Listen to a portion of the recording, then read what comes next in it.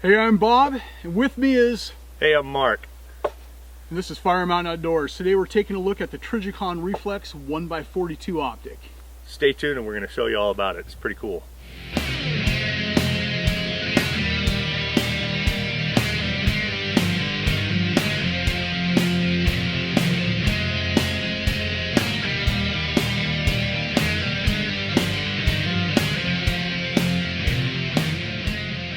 So this is the Trijicon Reflex RX34.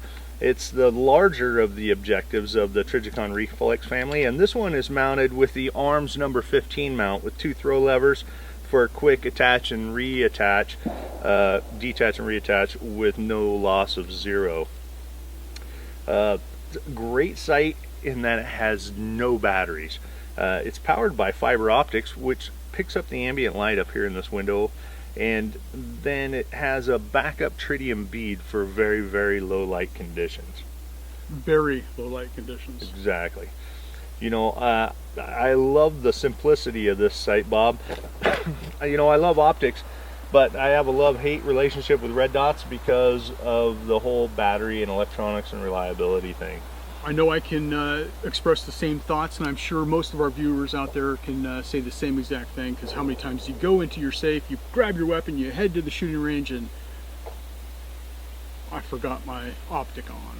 Right, so and you have a dead battery, or you're in a situation where you go to make a snapshot and you forgot to turn it on. Now you got to remember under stress how to power the thing back up.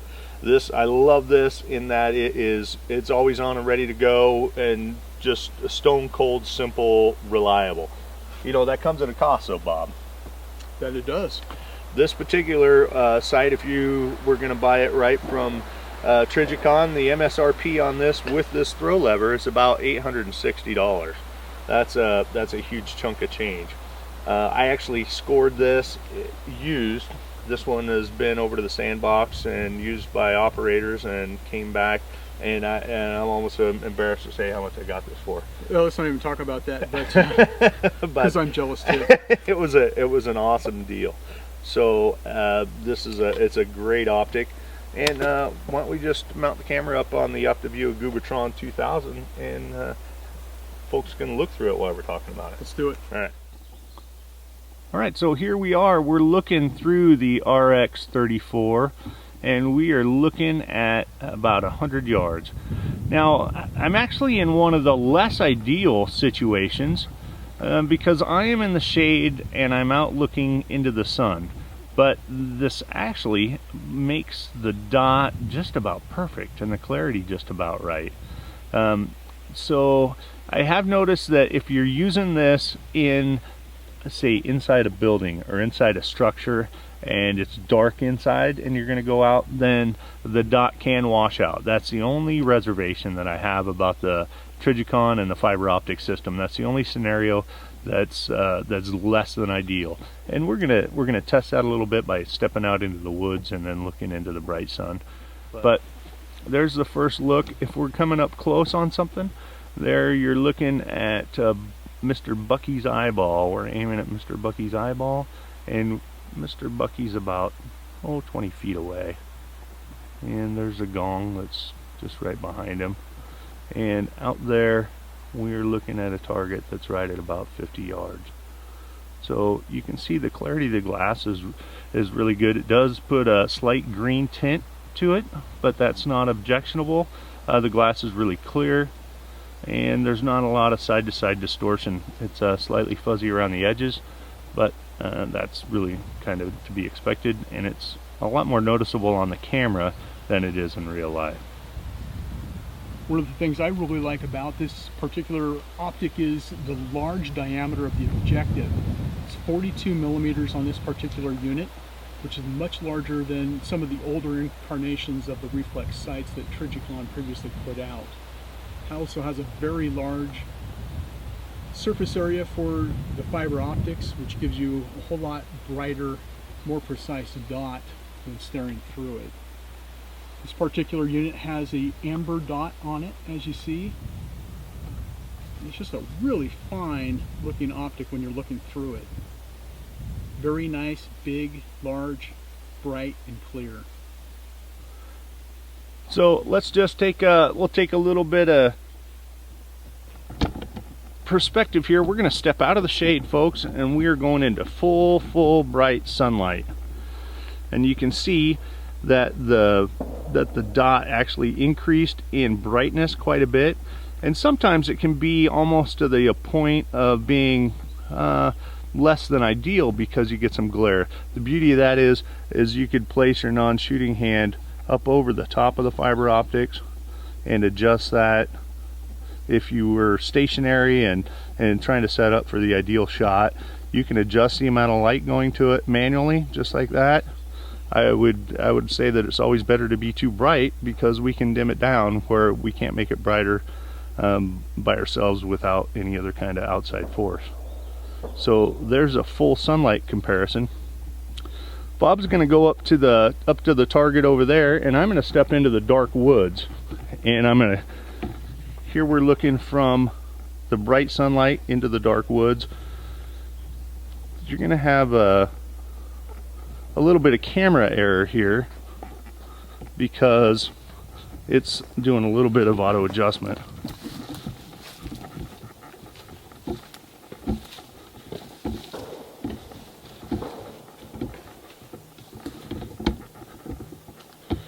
But we're in the dark timber now.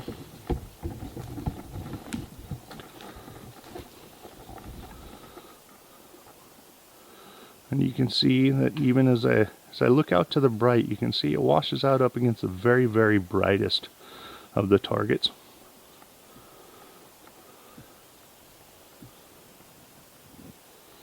But for close quarters, under 100 yards, I think this is a great optic.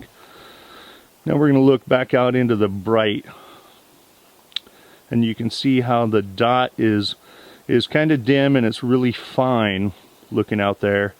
And if we go up against a brighter object like that power line stand, it's kind of easy to lose. So that's the only drawback with this type of an optic that you need to be aware of. If your primary scenario would be operating from a dark environment into a light environment like this, you may be better suited with a battery powered optic. And here we've got Bob. Bob's at exactly 100 yards from our target, and once again, this is not mounted to a weapon. This is just a camera, and we're looking at the optic with the camera. Bob's got his weapon, and you can see the size of the dot. If we were going to be engaging people-sized targets.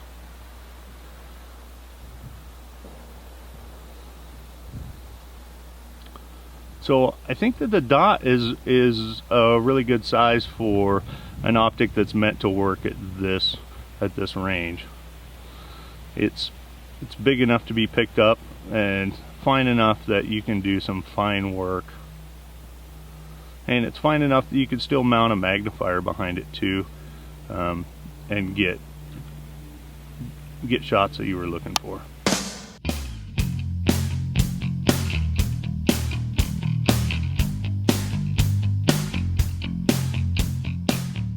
And here's what it looks like on top of the AR-15 pistol that I put together recently, and I'm going to send a few rounds down range just to see how it reacts with the new optic on top of it.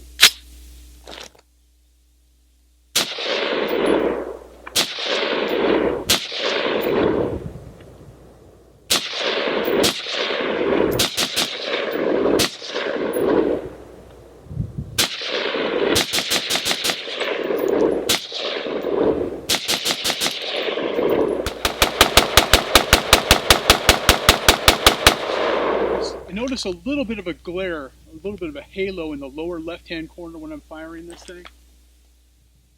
But it could be just the way that I'm holding my head. But the size of the dot for the distance I'm shooting approximately 75 yards to what I was aiming at. And it really is a nice, bright, sharp dot out here in the sunlight. All right, so one thing I did want to note about this, I do see a little bit of that orange haze down there in the corner like Bob was talking about. I think that's coming from the sunlight. I'm going to deploy his backup sights just to see. And you absolutely can co-witness with this.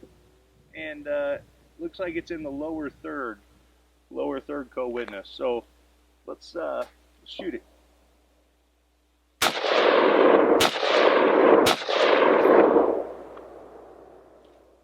Picks up really quick.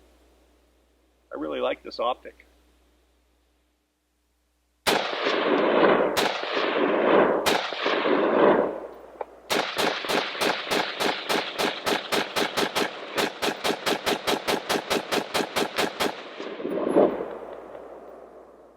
I hit the gong. 2 out of 60.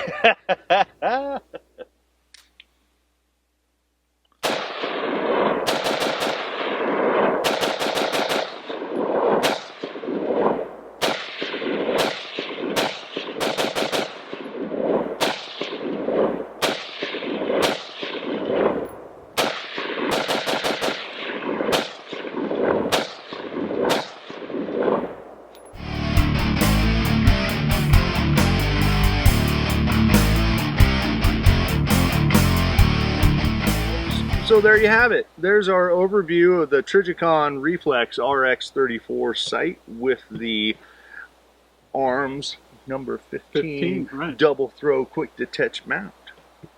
What do you think, Bob? I think it's a really cool optic.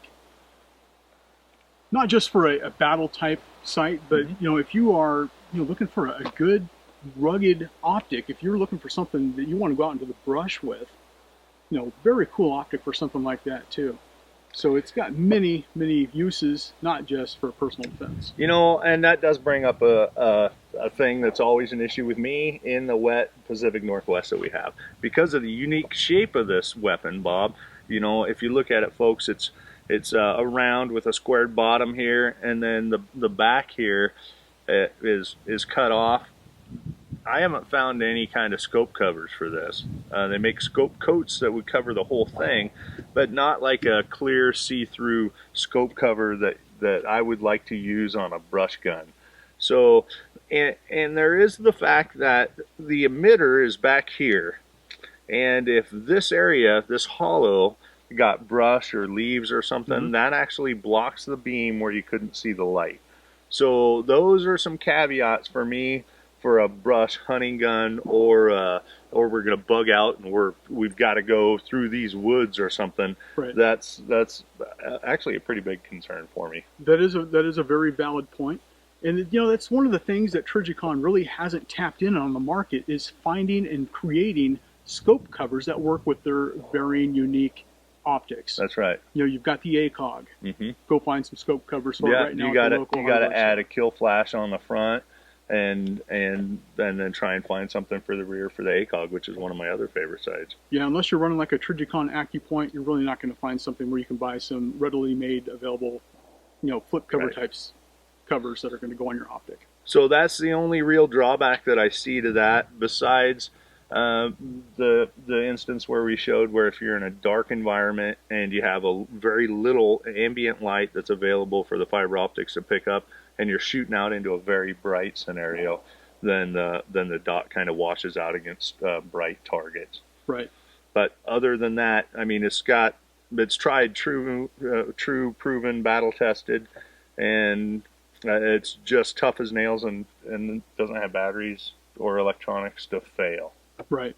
And regardless of what people say, it's like, don't buy a used Trijicon because you don't know how long that fiber optic or that tritium is going to last. Well, kind of like to call bull on that, because some of these optics, I've owned a few Trijicon old reflexes. We're talking the very first generation, and 20 years later it still glows bright as possible. So, and that's the key word, as bright as possible, because guess what, they're dim, brand new, as we showed with the ACOG T31A1 review that we did. They're really, the tritium is really just for absolute darkness.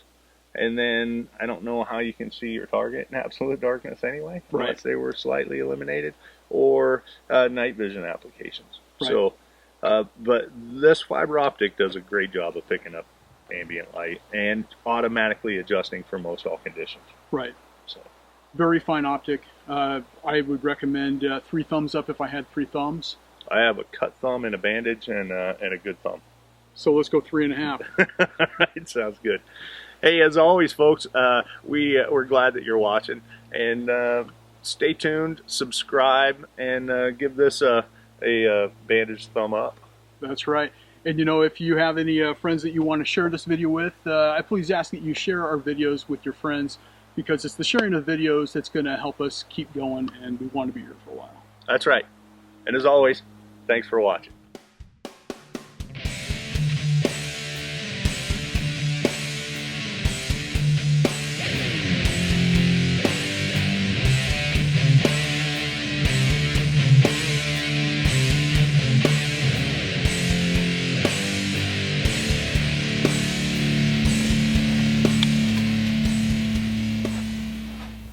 Do another one.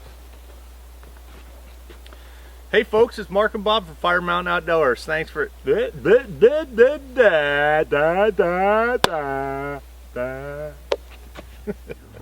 That's right. And as always, thanks for watching. Cool.